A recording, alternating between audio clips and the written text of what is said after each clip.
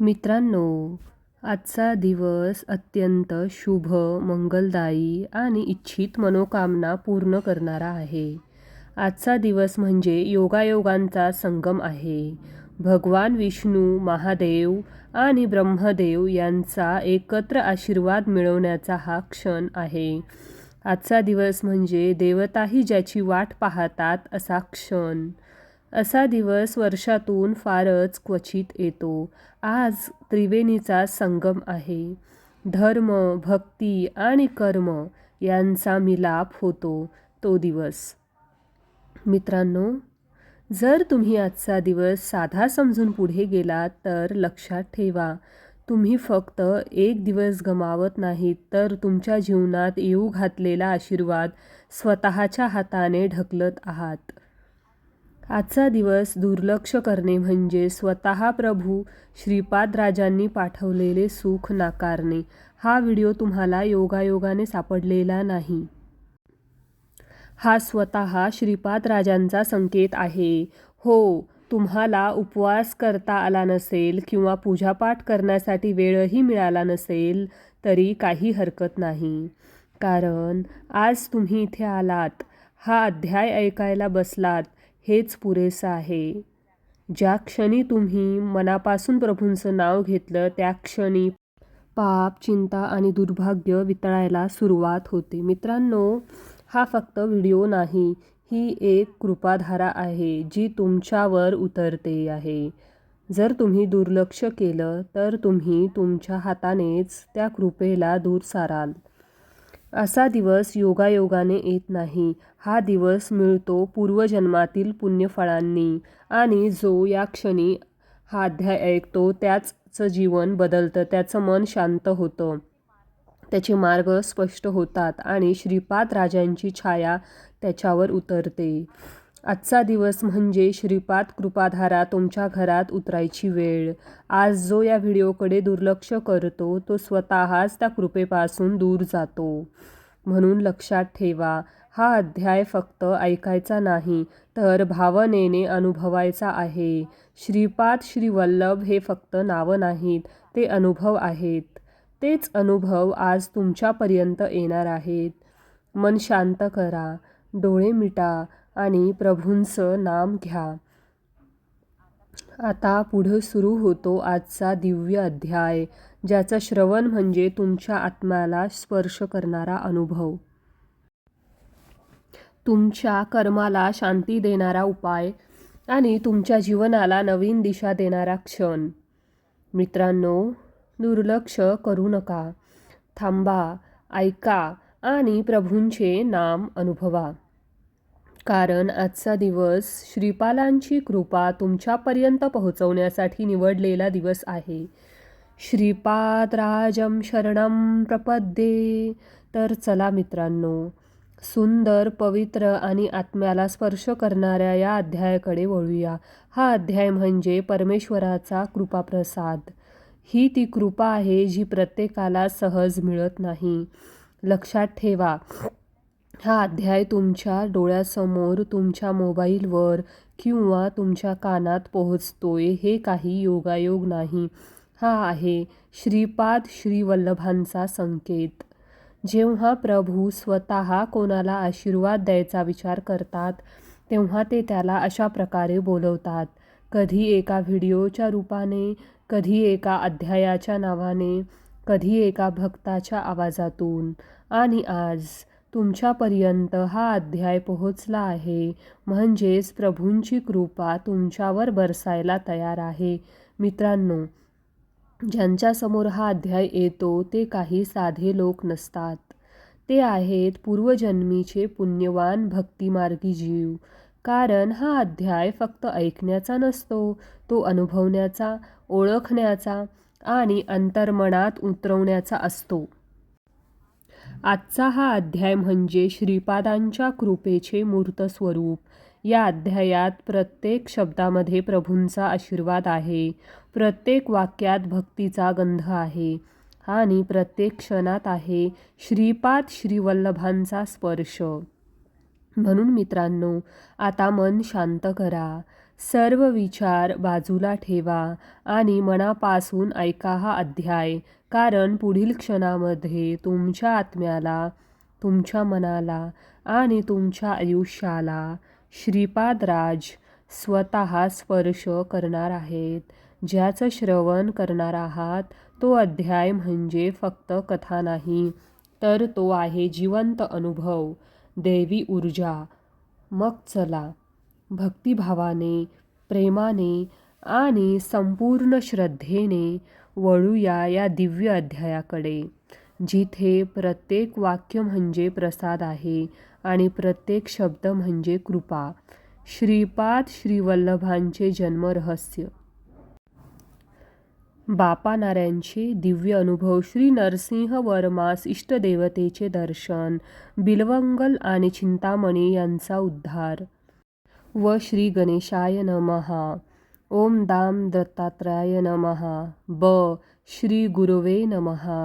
श्रीपादराजं शरणं प्रपद्ये. व दुसऱ्या दिवशी भल्या पहाटेत स्नानादी उरकून शंकर भट्ट कुटीत परतले.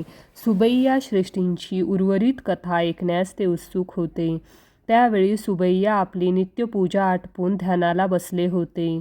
शंकर भट्टही मग तिथेच आसनस्थ होऊन मनोमन नामस्मरण करू लागले.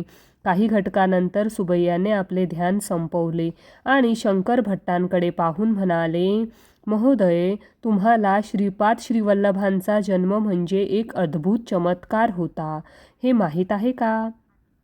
अनुसया माते समान असलेली सुमती महाराणी शनिप्रदोष व्रत अतिश्रद्धेने करीत असे. त्याच पुण्यप्रभावाने श्री दत्तप्रभू तिच्या उदरी श्रीपाद श्रीवल्लभांच्या रूपाने अवतरले.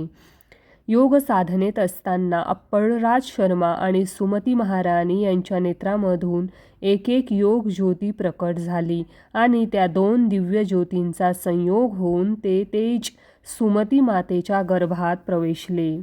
ही एक अनाकलनीय दैवी योग प्रक्रिया होती. त्यानंतर 9 महिन्यांनी केवळ ज्योतिरूपाने श्रीपाद श्रीवल्लभांचा जन्म झाला. केवळ 2 वर्षाचे बालक असतानाच त्यांच्या असंख्य लीला पीठिका पूर्वस्त्रियांनी अनुभवल्या. अर्थात सर्व देवदेवता स्वरूप असलेले दत्तप्रभूंना अशक्य ते काय? प्रभूंच्या लीलांचे स्मरण केले तरी सर्व पातकांच्या राशी सहजच नाश पावतात. श्रीपादांचा जन्म झाल्यानंतर अप्पळराज आणि सुमती या दाम्पत्यास 3 कन्याही झाल्या. श्रीपादांच्या पाठची बहीण विद्याधरीचा विवाह मल्लादी घराण्यातील चंद्रशेखर या सच्छील ब्राह्मणाशी झाला, तर दुसरी भगिनी राधेचा विवाह विजयवाटिका या क्षेत्रातील विश्वनाथ कृष्ण अवधानुल या विद्यासंपन्न विप्राशी झाला आणि सर्वात धाकटी बहीण सुरेखाचा विवाह मंगलगिरी येथील ताडपल्ली दत्तात्रेय अवधानुलू नावाचा वेद पारंगत द्विजाशी झाला. गोदावरी मंडळातील ताटंकपूर गावातील वाजपेयी याजी पौंडरिक महायज्ञ विधिवत करण्यासाठी प्रसिद्ध आहेत. पीठिकापुरम येथील मल्लादी आणि वाजपेयी याजींचा निकट संबंध होता. हे वाजपेयाजी इदं ब्राह्मम इदं क्षात्रम या सिद्धांताचे पुरस्कर्ते होते, म्हणजेच ते ब्रह्मतेजाने युक्त होतेच. तसेच त्यांनी क्षात्रतेजही अंगीकारले होते. कन्नड देशात खास ऋग्वेद पाठाच्या अध्ययनासाठी ताटंकपुरातून मायनाचार्यनुलू नामक वाजपेयी याजी यांना पाचारण करण्यात आले होते. तिथे त्यांनी अनेक अडचणींचा सामना करून वैदिक धर्म जागृत ठेवला. मायनाचार्य माधवाचार्य आणि सायनाचार्य नावाचे 2 विद्वान पुत्र होते. सायनाचार्य हे वेदपारंगत असून त्यांनी वेदश्रुतींवर आधारित ग्रंथलेखन केले होते, तर माधवाचार्य यांनी महालक्ष्मीच्या कृपानुग्रहासाठी तीव्र तपाचरण केले होते. त्यामुळे प्रसन्न होऊन देवी महालक्ष्मीने त्यांना वर मागण्यास सांगितले असता मी लोखंडात स्पर्श करताच ते सुवर्णमय व्हावे असा कृपा आशीर्वाद माधवाचार्यांनी मागितला. तेव्हा आदिशक्ती वदली, वत्सा, या जन्मी हे सर्वथा अशक्यप्राय वाटते. तू दुसरे वरदान मागावेस.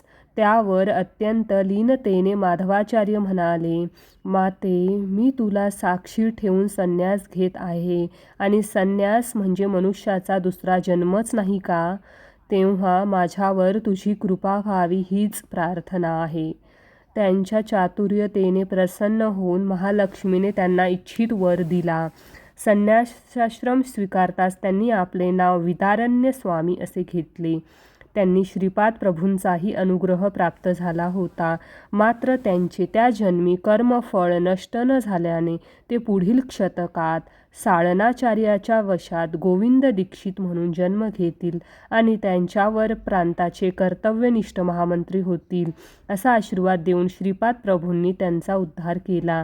त्यांच्याच संन्यास परंपरेतील तिसऱ्या पिढीतील श्रीकृष्ण सरस्वती श्रीपाद श्रीवल्लभांच्या पुढील अवतारात त्यांचे दीक्षागुरू होते. खरोखर श्री दत्तगुरू प्रभू आपल्या साधकांच्या भक्तांच्या सर्व शुभकामनांची पूर्ती करून सदैव त्यांचे कल्याण करतात. एवढे बोलून सुबैया श्रेष्ठींनी श्रीपादांचे नाम घेत त्यांना प्रणिपात केला. त्यानंतर थोडे जलप्राशन करून त्यांनी पुढील कथा सांगण्यास सुरुवात केली. श्रीपाद श्रीवल्लभांच्या आपल्या आजोबा म्हणजेच बापनारूल बरोबर विशेष स्नेहबंध होता. आपण दत्तावतार आहोत हे सिद्ध करणाऱ्या अनेक लीलांची त्यांनी आपल्या आजोबांना अनुभूती दिली होती. शंकरा, 2 भुवयांच्या मध्यबिंदूवर आज्ञाचक्र असते हे तर तुला ज्ञात आहेच. योगी अवतारी महापुरुषांचे हे ज्ञानकेंद्र त्यांच्या अतिदेंद्रिय दृष्टीमुळे विकसित झालेले असते. याचमुळे ते भूत, वर्तमान, भविष्य जाणू शकतात. असेच एकदा श्रीपादांनी बापनाऱ्यांच्या भूमध्यात स्पर्श केला आणि त्यांना स्वतःच्या पुढील अवतारासंबंधी अभिज्ञान दिले. आपल्या आजोबांच्या आज्ञाचक्र जागृत करून श्रीपाद म्हणाले, तुम्हाला संन्यास आश्रम स्वीकारण्याची मनीषा आहे हे मी जाणतो. परंतु या सृष्टीचक्राचा मी केलेल्या संकल्पानुसार या किंवा पुढच्या जन्मी देखील हे शक्य नाही. यास्तव माझ्या पुढील अवतारात मी तुमचे हे रूप घेऊन तुमची कर्मबंधने, वासना आदींचा नाश करणार आहे. तेव्हा समाधीमग्न झालेल्या बापनाऱ्यांना काही क्षणासाठी हिमालयात कठोर तप करणाऱ्या बाबाजींचे दर्शन झाले. पुढच्या क्षणीच ते प्रयाग या महाक्षेत्रातील त्रिवेणी संगमावर स्नान करीत असल्याचे दिसले. काही वेळा श्रीपाद श्रीवल्लभ दिसू लागले आणि बघता बघता ते स्वरूप कुक्तेश्वराच्या स्वयंभू दत्तमूर्तीत विलीन झाले. त्याच मूर्तीने अवधूत स्वरूप धारण केले आणि बापनार्याची दुहित सुमती महारांकडून भिक्षा स्वीकारली. त्याच अवधूताने श्रीपाद श्रीवल्लभांचे बालरूप घेतले आणि ते सुमती महाराणीच्या मांडीवर हसू खेळू लागले. क्षणार्धात ते तान्हे बालक एका 16 वर्षीय युवक दिसू लागले. 2 नद्यांच्या संगमावर आपल्या शिष्यांसहित अनुष्ठान करीत असलेला तो संन्यासी रूपातील तेजस्वी युवक हुबेहूब बापनाऱ्यांसारखाच दिसत होता. बापनाऱ्याकडे पाहून मंदस्मित करीत तो योगी म्हणाला, मला नरसिंह सरस्वती असे म्हणतात. मी गंधर्वपूर येथे वास करतो. एवढे बोलून ते नदीतील पुष्पसनावर बसून श्रीशैल्यास गमन करते झाले. तेथील कर्दळी वनात अनेक शतके तपश्चर्या करून पुन्हा एकदा ते जनकल्याणासाठी कोपिनधारी वृद्ध तपस्वी वेशात अवतरित झाले. आपण श्री स्वामी समर्थ आहोत असे सांगून त्यांची प्राणशक्ती वटवृक्षात विलीन झाली आणि त्यांचे दिव्य स्वरूप श्रीशैल्य येथील मल्लिकार्जुन शिवलिंगात अदृश्य झाले. त्याच वेळी त्या शिवलिंगातून देववाणी ऐकू आली, बापनाऱ्या, तू केलेल्या अध्वर्याने श्रीशैल्यास सूर्यमंडळातील तेजाचा शक्तिपात झाला होता. त्याचेच फलस्वरूप म्हणून तुला श्रीमूर्ती दत्तात्रेयांचे स्वरूप असणाऱ्या मी श्रीपाद श्रीवल्लभ, नरसिंह सरस्वती आणि स्वामी समर्थ या 3 रूपांचे दर्शन देऊन अनुग्रहित करत आहे. अष्टभाव जागृत झालेले बापनार्य सद्गतीत होऊन नमन करीतच होते. त्या क्षणी ते समाधीतून बाहेर आले आणि काय आश्चर्य! 3 वर्षाचा अतिशय लोभस्वान श्रीपाद त्यांच्याकडे पाहत खट्याळपणे हसत होता. समाधी अवस्थेत आलेला त्या दिव्य अनुभवाने आपले जीवन जणू सार्थक झाले आहे असे त्यांना वाटले आणि अतिशय वात्सलतेने आपल्या नातवास कवटाळले. बापनारी आणि अप्पलराज शर्मा या दोघांच्याही घरी अग्निहोत्री करीत असत. साधारणपणे शमी अथवा पिंपळाची काष्टी अग्निकुंडात ठेवून अग्नीची पूजा करतात. मात्र बापनार्य आणि अप्पलराज हे दोघेही समधा आणि अग्निकुंडात घालून केवळ वेदमंचोर करून अग्नी निर्माण करीत असत. त्या दिवशी मात्र बापनार्यूंनी अनेकदा वेदमंत्र म्हणूनही अग्नी प्रकट झाला नाही. बापनार्य अगदीच हताश झाले. तिथेच खेळत असलेल्या बाळ श्रीपादांनी आपल्या आजोबांची ती अवस्था पाहिली आणि अग्निकुंडाकडे दृष्टिक्षेप करीत म्हणाले, अग्निदेवा, माझ्या आजोबांच्या देवकार्यात तू अडथळा आणू नये, अशी माझी तुला आज्ञा आहे. तच क्षणीच अग्निकुंडात अग्नी प्रज्वलित झाला. हा चमत्कार पाहून बापनार्य दिग्मूढ झाले. दुसऱ्या एका प्रसंगी बाळ श्रीपादांनी आपल्या मातुल आजोबांना त्यांच्या पूर्वजन्मासंबंधीची एक कथा सांगितली.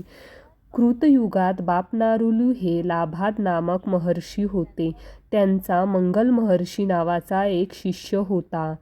एकदा दर्भ कापताना चुकून त्याच्या हाताला जखम झाली आणि त्यातून रक्त वाहू लागले.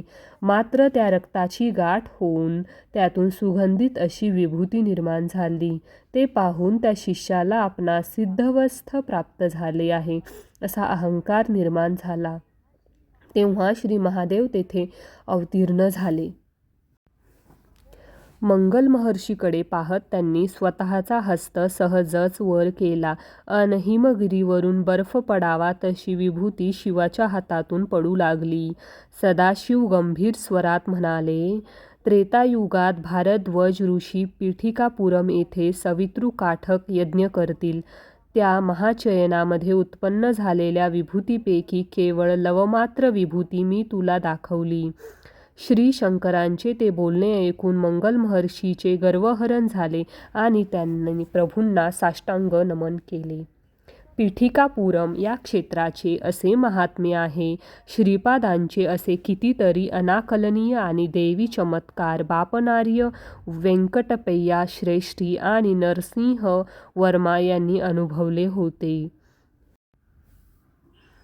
एके दिवशी नरसिंह वर्मा बाळ श्रीपादांना आपले शेत आणि इतर जमीन दाखवण्यासाठी आपल्या घोडागाडीतून घेऊन गेले. त्यांची मुबलक जमीन होती. त्यांच्या सुपीक शेतात विविध प्रकारची पिके, भाज्या आणि फळांचे उत्पन्न होत असे. मात्र एका शेतातील दोडक्यांचा वेल बहरत नसे. कधी काळी चुकून एखादे फूल आले तरी ते एकतर गळून जाई अथवा सुकून जाई. त्यातूनही त्या वेलीस एखादे फळ आले तर ते अतिशय कडवट असे आणि कोणीही खाऊ शकत नसे. नरसिंह वर्मांनी तो दोडक्यांचा वेल बाळ श्रीपादांना दाखविला आणि म्हणाले, श्रीपादा, या वेलीचे दोडके नेहमीच कडू निघतात बरे. त्यावर हसत श्रीपाद उत्तरले, आजोबा, ही भूमी अतिशय पवित्र असून पुरातन काळी अनेक दत्तोपासक येथे साधना करीत होते. श्री दत्तात्रयांचे बालस्वरूप असलेल्या माझ्या पदस्पर्शासाठी ही धरणी माता आतुर झाली होती. तिचे हे मागणे तिच्या भाषेत आपणास सांगत होती. आज या भूमातेची प्रार्थना फळास आली आणि तुम्ही मला इथे घेऊन आलात.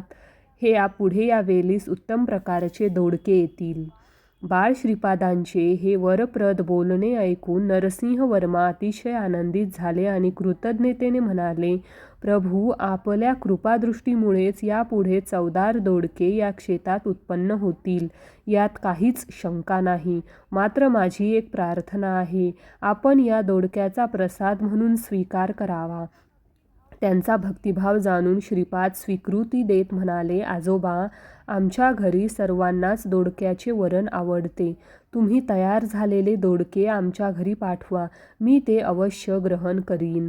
नवलाईची गोष्ट म्हणजे त्या प्रसंगानंतर त्या वेलीस अतिशय रुचकर असे भरपूर दोडके येऊ लागले. बाळ श्रीपाद नरसिंह वर्मांच्या शेतातून खेळत बागडत फिरू लागले. थोड्या वेळाने तिथे आसपासच्या पहाडांवर राहणारे काही भिल्ल युवक युवती आले. ग्रामस्थ त्यांना चेंचू असे संबोधत असत. त्या सर्वांनी श्रीपाद प्रभूंना भक्तिभावाने वंदन केले. त्यावेळी नरसिंह वर्मांना श्रीपादांच्या मुखमंडळाभोवती दिव्य तेजोवलय दिसले. त्यांच्याकडे मंदस्मित करून प्रभू म्हणाले, आजोबा, हे चेंचू लोक नरसिंह अवताराशी निगडीत आहेत. ते देवी महालक्ष्मीला आपली बहीण मानतात आणि तिची आराधना करतात. तुम्हीही श्रीहरी विष्णू अवतार नरसिंह यांचे भक्त आहात. तुम्ही या चेंचू लोकांची मनपूर्वक प्रार्थना केल्यास तुम्हाला तुमच्या इष्टदेवतेचे दर्शन होईल.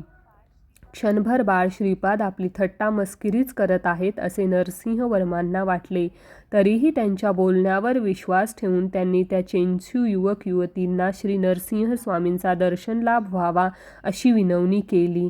त्यावर आपली अशी इच्छा असेल तर आम्ही आताच आमची बहीण चेंचू लक्ष्मी आणि तिचा पती नरसिंह यांना आपणाकडे घेऊन येतो असे म्हणून हसत हसत ती मंडळी निघून गेली. क्षणभर विश्रांती घेऊन सुबैया श्रेष्ठी म्हणाले, शंकर भट्टा, श्रीपादांचे प्रत्येक वचन लीला त्यांच्या साधक भक्तांच्या हितकल्याणासाठीच असत. त्यांना अनन्य भावाने शरण आलेले भक्त, पशु पक्षी इतकेच नव्हे तर भूमी यांचाही त्यांनी सदैव उद्धारच केला. कर्मसंयोगाने मीही त्याचवेळी नरसिंहवर्मांच्या शेताजवळून चाललो होतो. श्रीपाद प्रभूंनी मला हाक मारून जवळ बोलवले आणि म्हणाले, सुबैया श्रेष्ठी, त्या वृक्षाजवळील मार्गावरून कोण येतंय ते पाहिलेस का? अरे, ते बिल्वमंगल आणि चिंतामणी वेश्या श्रीपाद प्रभूंकडे चालत येत आहेत. तू आता त्वरित या ठिकाणी वाळलेल्या काटक्यांचा ढीग करून पेटव. श्रीपादांचे ते बोलणे ऐकून मी आणि नरसिंहवर्मा दोघेही अचंबित झालो. मी श्रीपाद दाखवीत असलेल्या दिशेने वळून पाहिले तर खरोखरीच माझा मित्र बिल्वमंगल आणि चिंतामणी वेश्य श्रीपाद प्रभूंकडे चालत येत होते. ते दोघेही अजून श्रीपाद प्रभूंजवळ पोहोचलेही नव्हते. तोवर श्रीपादांच्या आज्ञेचे पालन करीत आम्ही सुख्या काटक्या गोळा करून पेटवल्या. जसा त्या शुष्क काष्ठांनी पेट घेतला त्यावेळी थोड्याच अंतरावर असलेल्या बिल्वमंगल आणि चिंतामणी या दोघांनाही आपले शरीर जणू दहन होत आहे अशी पीडा होत होती. त्या वेदना असह्य होऊन अखेर दोघांचीही शुद्ध हरपली आणि ते जमिनीवर कोसळले. त्यांच्या सहाय्याकरिता आम्ही त्यांच्याकडे धाव घेऊ लागलो, परंतु श्रीपाद स्वामींनी आम्हास थांबविले. काही क्षणातच त्या दोघांच्याही शरीरातून त्यांचाच सारख्या दिसणाऱ्या 2 काळ्या आकृती बाहेर पडल्या आणि रुदन करीत त्या अग्नीत भस्मसात झाल्या. या अकल्पित प्रकारानंतर बिल्वमंगल आणि चिंतामणी दोघेही शुद्धीवर आले. तिथे श्रीपादांना पाहताच त्या दोघांनीही त्यास अतीव श्रद्धेने वंदन केले आणि गदगदित होऊन आपली कहाणी सांगू लागले. ते दोघेही गुरुवायूर क्षेत्री श्रीकृष्णाच्या दर्शनासाठी गेले असता सुदैवाने तिथेच त्यांना क्रूरअम्मा नावाच्या महायोगिनीच्या दर्शनाचाही लाभ झाला. तिने सहजच त्या दोघांना श्रीपाद श्रीवल्लभा दर्शन प्राप्तिरस्तु अर्थात श्रीपाद श्रीवल्लभांचे तुम्हास लवकरच दर्शन घडेल असा कल्याणप्रद आशीर्वाद दिला. त्या अधिकारी योगिनीने दिलेल्या अभिप्पिताचा दैवी प्रभावाने बिल्वमंगल आणि चिंतामणीच्या मनात भक्तिवैराग्याचे बीज पेरले गेले. पीठिकापुराकडे येत असताना मार्गात त्यांना मंगलगिरी हे जागृत स्थान लागले. तेथील नरसिंह स्वामींचे दर्शन घेत असताना त्यांनी, हे स्वामी, क्रूरअम्माच्या शुभ आशीर्वादाने जेव्हा आम्हास दत्तावतारी श्रीपाद प्रभूंचे दर्शनाचा लाभ होईल त्याचवेळी त्यांच्याबरोबर आम्हास आपले म्हणजेच श्री नरसिंहाचेही दर्शन होईल असे सौभाग्य आम्हास प्राप्त व्हावे अशी आर्त प्रार्थना केली. मी आणि नरसिंहवर्मा या सर्व अत्यर्क घटना पाहून स्तंभित झालो होतो. एवढ्यात ते पहाडी भिल्ल आपली बहीण चेंचू लक्ष्मी हिला घेऊन त्या स्थळी आले. त्या युवक युवतींबरोबर श्री नरसिंह देवही होते. दोन्हीही हात मागे बांधलेल्या श्री नरसिंह देवास त्या टेंचू लोकांनी श्रीपाद प्रभूंसमोर आणून उभे केले. अशा एकामागून एक घडत असलेल्या विचित्र लीला पूर्वी कधी कुठल्याही युगात झाल्या असतील असे मला वाटत नाही. श्री नरसिंह स्वामींकडे दृष्टिक्षेप टाकत श्रीपाद प्रभू प्रश्न विचारू लागले. पूर्वयुगातील नरसिंह तूच आहेस ना? ही चेंचू लक्ष्मी तुझी पत्नीच आहे ना? आणि तूच हिरण्यकश्यपूचा वध करून आपला भक्त प्रल्हाद याचे रक्षण केले होतेस ना? उत्तरादाखल श्री नरसिंह देवांनी त्रिवार होकार उच्चारला. त्याच क्षणी श्री नरसिंह व चेंचू लक्ष्मी हे दिव्य ज्योतीत रूपांतरित झाले आणि श्रीपाद प्रभूंच्या शरीरात विलीन झाले. त्याचबरोबर ते सर्व पहाडी चेंचू लोकही अंतर्धान पावले. श्रीपाद स्वामींची कृपा आणि आशीर्वचनामुळे माझा मित्र बिल्वमंगल महर्षी झाला आणि चिंतामणी योगिनी झाली. त्यावेळी या चित्रविचित्र घडलेल्या नरसिंहवर्मांच्या जमिनीवर लवकरच एक ग्राम निर्माण होईल आणि त्या गावाचे नाव चित्रवाडा असेल अशी श्रीपाद श्रीवल्लभांनी भविष्यवाणी केली. अर्थात हा देखील दत्तप्रभूंचा सिद्ध संकल्प होता हेच सत्य आहे. हा कथाभाग सांगून सुबैय श्रेष्ठींनी उच्च स्वरात 3दा श्रीपाद श्रीवल्लभांचे नाम घेतले आणि मोठ्या भक्तिभावाने प्रभूंचा जय जयकार करू लागले. स्वामींच्या या अघटित सामर्थ्य लीला ऐकून स्थिमित झालेले शंकर भट्ट त्यांच्याही नकळत जय जयकारात सुबैयांना साथ देऊ लागले. श्रीपादराजं शरणं प्रपद्ये. अध्याय फलश्रुती दुर्गुणांपासून मुक्ती. तुम्हाला आजची कथा कशी वाटली ते नक्की कमेंट करून सांगा आणि कमेंटमध्ये श्री स्वामी समर्थ आणि दिगंबरा दिगंबरा श्रीपाद वल्लभ दिगंबरा लिहायला विसरू नका.